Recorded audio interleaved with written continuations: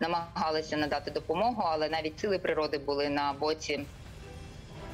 इस युद्धपोत को रूस का गौरव कहा जाता था, लेकिन ज़ेलेंस्की के एक एक्शन ने रूस की अकड़ ढीली कर दी। पुतिन की बादशाहत पर बट्टा लग चुका है। छोटे से देश यूक्रेन ने रूस को वो झटका दिया है जिसे भुला पाना पुतिन के लिए मुमकिन नजर नहीं आ रहा है। पुतिन इस जंगी जहाज का बदला लेने के लिए न्यूक्लियर बटन भी दबाने को तैयार बैठे। मॉस्को का डूबना पुतिन के लिए बड़ा धक्का है और रूस के लिए शर्म की बात। एक ऐसी जगह पर जहां पर यूक्रेन की ताकत बेहद कम थी, उसने रूस जैसी महाशक्ति के एक बड़े युद्धपोत को पानी में डुबो दिया। इस इंटरनेशनल बेइज्जती से बचने के लिए पुतिन अपने गुस्से में कोई भी बड़ा कदम उठा सकते हैं। कहा जा रहा है कि मॉस्को के डूबने के बाद गुस्से वाले पुतिन अब यूक्रेन पर परमाणु हमले का बटन भी दबा सकते हैं। यूक्रेन ने इस युद्धपोत को तबाह करके वो गलती कर दी है जो जापान ने 81 साल पहले कर दी थी। रूसी मीडिया पहले ही इस अटैक को विश्व युद्ध की शुरुआत कह चुकी है। समंदर में तबाह हुआ ये मॉस्को वॉरशिप था ही इतना दमदार कि पुतिन इसके बदले कुछ भी कर सकते हैं।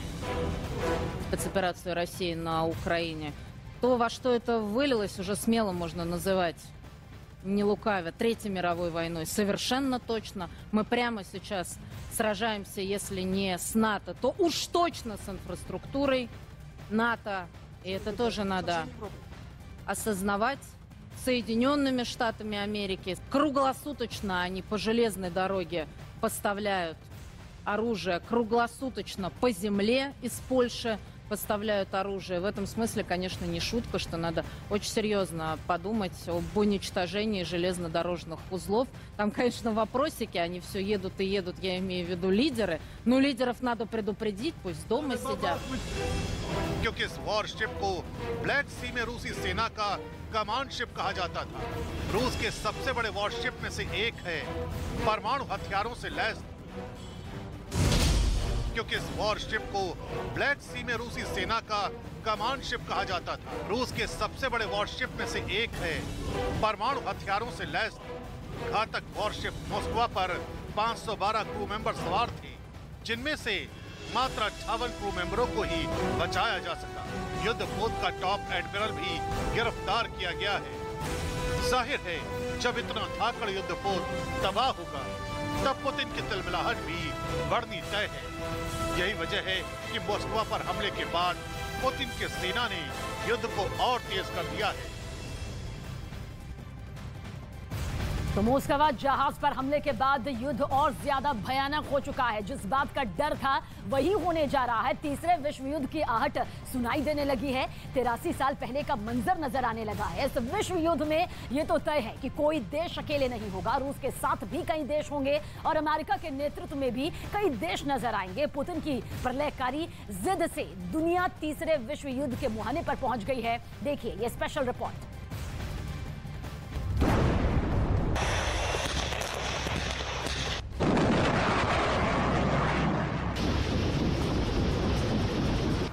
विश्व युद्ध की अब तक की आहट सच में अब तब्दील हो गई है। तीसरे विश्व युद्ध के यलगार की आवाजें मॉस्को से कीव होती हुई वॉशिंगटन डीसी तक पहुंच गई हैं। मॉस्को क्या डूबा? पूरी दुनिया युद्ध के दलदल में दबने जा रही है। तोप के ये बरसते गोले आज यूक्रेन को मिट्टी में मिला रहे हैं।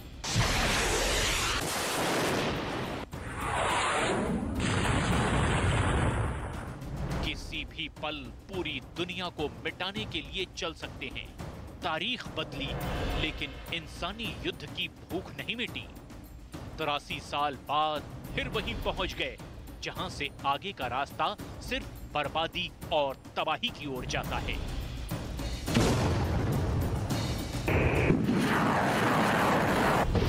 असल में दुनिया हॉल बहुत पहले से ही रही है। अब शायद उसका टर्निंग पॉइंट आ गया है। कीव के बहाने तीसरे विश्व युद्ध का आगाज हो चुका है।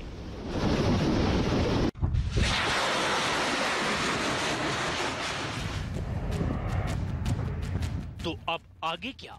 इस सवाल का उत्तर जंग की सूरत में किसी से पूछने की जरूरत नहीं है। लिहाजा अब उसको समझने की कोशिश करते हैं कि लड़ाई छिड़ेगी तो दुनिया कैसे अलग अलग खेमों में बटेगी और कौन किस पर हमला करेगा और दागेगा पहला परमाणु बम, और क्या हश्र होगा पूरी दुनिया का जंग के बाद। इन सवालों के जवाब फिलहाल हवा में तैर रहे हैं, लेकिन इनका जवाब जल्द मिलने वाला है।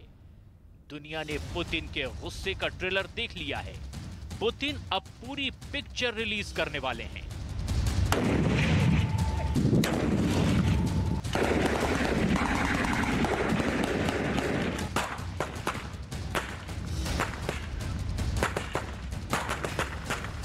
अगर तीसरा विश्व युद्ध होता है तो कौन सा देश किसके साथ खड़ा रहेगा, यह तस्वीर बिल्कुल साफ है। रूस के साथ अंत तक वही देश खड़े रहेंगे जिनका दुश्मन नंबर 1 अमेरिका है, या फिर अमेरिका ने जिनकी ताकत रोकने की कोशिश की है। और ऐसे देशों में पड़ोसी चीन ही नहीं, क्यूबा भी शामिल है। रूस और यूक्रेन के बीच शुरू हुए युद्ध ने विश्व को 2 गुटों में बांट दिया है। रूस के समर्थन की बात करें तो चीन खुलकर रूस के समर्थन में खड़ा हो गया है। चीन का साथ होना रूस के लिए शुरू से ही अहम रहा है। अपनी सीमा से लगे क्षेत्रों में नेटो के विस्तार को लेकर अमेरिका की आलोचना कर चुका क्यूबा भी अब खुलकर रूस के समर्थन में खड़ा है। इसके अलावा कभी सोवियत संघ का हिस्सा रहे अर्मेनिया, कजाकिस्तान, किर्गिस्तान, ताजिकिस्तान और बेलारूस भी रूस का साथ जरूर देंगे। इन देशों का रूस के साथ होने का सबसे बड़ा कारण है कि इन देशों ने सामूहिक सुरक्षा संधि संगठन पर हस्ताक्षर किए हैं, जिसका मतलब है कि अगर रूस पर कोई देश हमला करता है तो ये देश भी रूस की मदद में आगे आएंगे और रूस पर हमले को खुद पर किया गया हमला मानेंगे। दूसरी तरफ ईरान, उत्तर कोरिया और पाकिस्तान भी रूस का समर्थन कर सकते हैं। रूस के समर्थन में खड़े दिख रहे देशों का ये आज के समीकरण का गुणा भाग है। युद्ध के दिनों में मित्र भी शत्रु हो जाता है और शत्रु भी मित्र। लिहाजा बदलते हालातों में रूस को भी पता है कि आखिरकार साथ वही आएंगे जिनका निशाना उसी की तरह अमेरिका होगा। रूस को समर्थन देने वाले छोटे बड़े देशों में चीन सबसे अहम है और वो रूस के साथ खड़ा है और आगे भी रहेगा, क्योंकि चीन का अपना हित सधेगा। जरा समझते हैं आखिर क्यों रूस के साथ खड़ा है चीन और तीसरे विश्व युद्ध चाहने वाले ड्रैगन को इससे क्या हासिल होगा। चीन और रूस के बीच पुराने रिश्ते हैं। सोवियत संघ के जमाने में दोनों देशों के कम्युनिस्ट संबंध और ज्यादा गहरे हुए। शीत युद्ध के जमाने में रूस ने चीन का खूब साथ दिया और आज चीन उसी की भरपाई कर रहा है। लेकिन कुछ जानकार ऐसा भी कहते हैं कि चीन बिला वजह रूस का साथ नहीं दे रहा, बल्कि रूस जैसी एटमी पावर के साथ हाथ मिलाकर अमेरिका को पटखनी देना चाहता है। चीन ने 24 फरवरी से शुरू हुए रूस यूक्रेन वॉर में साबित किया है कि वो रूस के साथ है। चीन इस मामले में संयुक्त राष्ट्र में मतदान के दौरान अनुपस्थित रहा या फिर मॉस्को का साथ दिया। बीजिंग में शी जिनपिंग से पुतिन की मुलाकात के एक हफ्ते बाद ही 24 फरवरी को यूक्रेन पर हमला हो गया था। चीन कहता तो है कि यूक्रेन की संप्रभुता और सुरक्षा की भी रक्षा होनी चाहिए, लेकिन साथ ही ये भी दोहराता है कि रूस की जायज सुरक्षा चिंताओं का भी सम्मान करना चाहिए। ये चीन का डबल गेम है और ताइवान को यूक्रेन की तर्ज पर जीतने की बड़ी चाल। लिहाजा चीन को बस युद्ध का मौका चाहिए। चीन की ही तरह एक और न्यूक्लियर पावर है उत्तर कोरिया, जिसके शासक के दुर्दांत होने की खबरें आती रहती हैं। किम जोंग उन कब से चिल्ला रहे हैं कि अमेरिका को नहीं बख्शेंगे और इस काम में साथ अगर रूस हो तो सोने पर सुहागा। तो उत्तर कोरिया और चीन, ये दो देश किसी भी देश पर भारी पड़ने में सक्षम हैं और रूस के साथ मिलकर त्रिशक्ति का निर्माण कर सकते हैं। पुतिन जैसे ताकतवर राष्ट्रपति ने शायद तीसरे विश्व युद्ध की तैयारी कर ली है और इसकी शुरुआत अघोषित तौर पर 24 फरवरी 2022 को यूक्रेन पर अटैक के साथ कर दी है।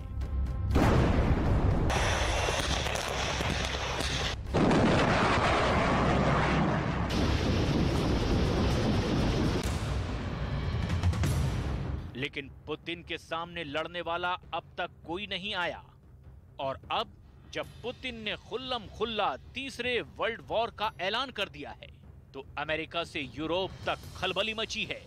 चिंता यूक्रेन को बचाने की कम, अपने हितों के नुकसान की ज्यादा है।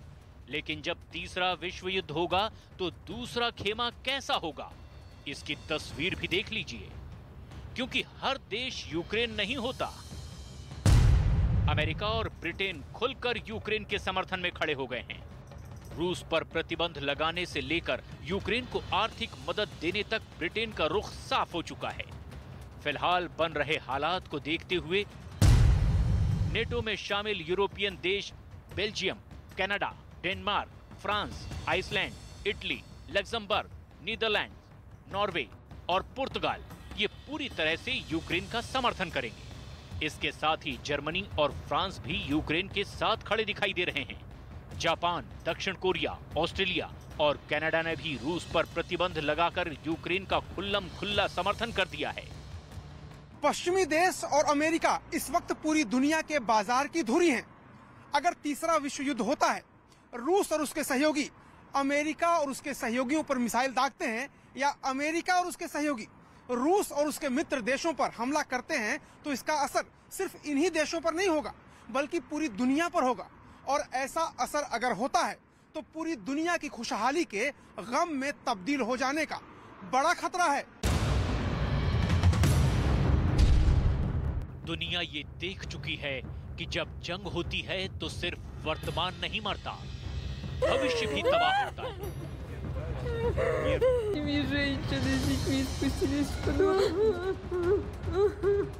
यूक्रेन से आ रही लड़ाई की तस्वीरों की तुलना अब जानकार द्वितीय विश्व युद्ध से कर रहे हैं। द्वितीय विश्व युद्ध 1939 से 45 के बीच लड़ा गया था। ये इतिहास की सबसे बड़ी लड़ाई थी जो 6 साल तक चली थी। अनुमान के मुताबिक 1 सितंबर 1939 से 2 सितंबर 1945 तक चले इस युद्ध में न सिर्फ 5 करोड़ से ज्यादा लोग मारे गए थे, बल्कि भूखमरी, तंगहाली और महंगाई भी बढ़ी थी। पूरी दुनिया डामाडोल हो गई थी और आज 83 सालों बाद ठीक वही सूरत बनती दिखाई दे रही है। यूक्रेन के बहाने दुनिया तीसरे विश्व युद्ध के मुहाने तक पहुंच चुकी है। किसी भी रात, किसी भी दिन यूरोप और रूस की मिसाइलें एक दूसरे पर आसमान से बरसती दिख सकती हैं। जाहिर है यूक्रेन में आसमान पर छाया ये धुआं फिलहाल छटने वाला नहीं है। अभी तो ये आगाज है। दुनिया को रूस ने दिखा दिया है कि वो किस हद तक जा सकता है। असल में रूस को नेटो ने लगातार भड़काया है। पहले यूक्रेन इस अमेरिकी समूह में जाता दिखा तो पुतिन ने हमला किया। अब मोल्दोवा, जॉर्जिया, स्वीडन और फिनलैंड जैसे रूस के पड़ोसी देश भी यूक्रेन की राह चल रहे हैं, मतलब नेटो में शामिल होना चाहते हैं।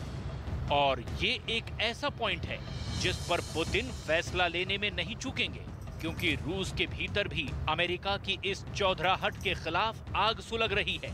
और इससे अच्छा वक्त रूस को शायद ही मिले जब करीब 2 महीने की बमबारी के बावजूद यूक्रेन को बचाने कोई नहीं आया।